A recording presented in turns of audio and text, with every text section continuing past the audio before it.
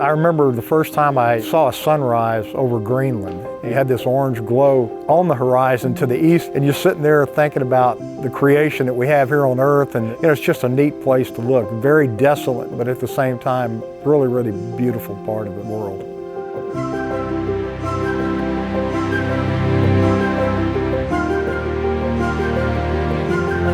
My dad was really the person that got me interested in flying, and was very thankful that he enjoyed aviation, because he put a real love of it in my heart.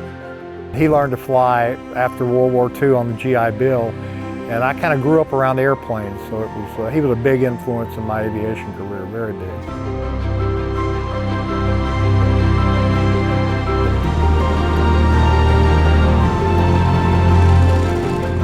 You know, I love to just take off and go fly in all kinds of different airplanes, just to look at the beauty of what's out here on the Earth, and go up and do rolls and loops and just watch the world go around from a lot of different perspectives. It's just neat to see God's creation from that point of view.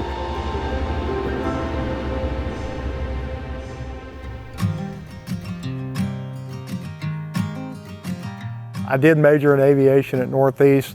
I was fortunate enough that I was able to learn to fly when I was young in high school, and when I got to Northeast, I had about 33 hours of college credit from flying that I had done when I was in high school. I soloed 50 years ago, July the 5th of this year, so I've been doing it a while, and it was fun being around all the people and watching people learn to fly. I actually flew my first air show back in 1977. I really enjoyed that. And then I realized I've got to make a living. I've got family, and my goal long term was to get hired with the airlines. I got on with Northwest Airlines in March of '84, and ended up having a fantastic career with the airlines. From my airline career and my charter career, I like going to Europe because I actually got to see a lot of the places that the World War II pilots flew. And you'd have to think, wow, there were people back in World War II that were flying over this same area, and they weren't enjoying it like I am. They were fighting for our freedom. We're looking at a 1943 North American AT-6. It was an advanced trainer during World War II. And it was the airplane that a lot of our men flew prior to going into the fighters. The aircraft was built in Dallas, Texas. During the war, it was shipped to Mexico. Mexico was an ally during World War II, and this aircraft stayed down in Mexico until about 1989. And at that point, it came back into the States, and it was refurbished, and I purchased the aircraft in 2011. This airplane is now used flying with the AeroShell Aerobatic Team. The heart and soul of this thing are the two Aspen units. I've got a multifunction display and a primary flight display that are located right in the center of the aircraft. The Aspens are fantastic. They allow us to file IFR if we had to and get from point A to point B to get to an air show. And the people at Aspen have been fantastic in supporting the AeroShell Aerobatic Team and supporting, what we do out there, and promoting aviation and promoting safety. So many things are different from the old instrumentation that they had in World War II and what we have now. And then your situational awareness is so much better now with the avionics that we have in the airplanes that we're flying.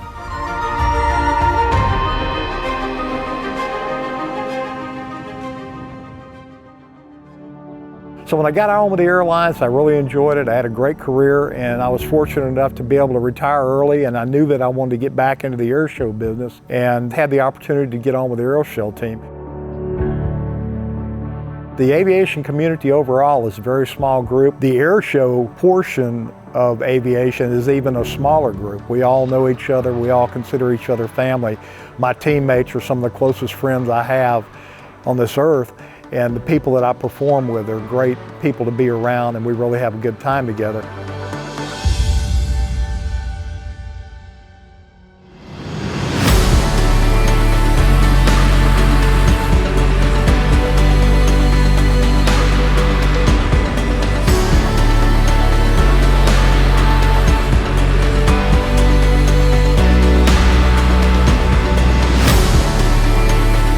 If you've got a dream and a goal of being a commercial pilot or flying in the military or crop dusting or whatever that may be, air show flying, chase that dream and set your goal, and don't let anybody tell you you can't do it, because I'm nothing special. I've just had some great opportunities and I've tried to capitalize on them in my career. And a person getting in aviation now can do the exact same thing I've done. And it's been a blast. I would go back and do it all over again in a heartbeat.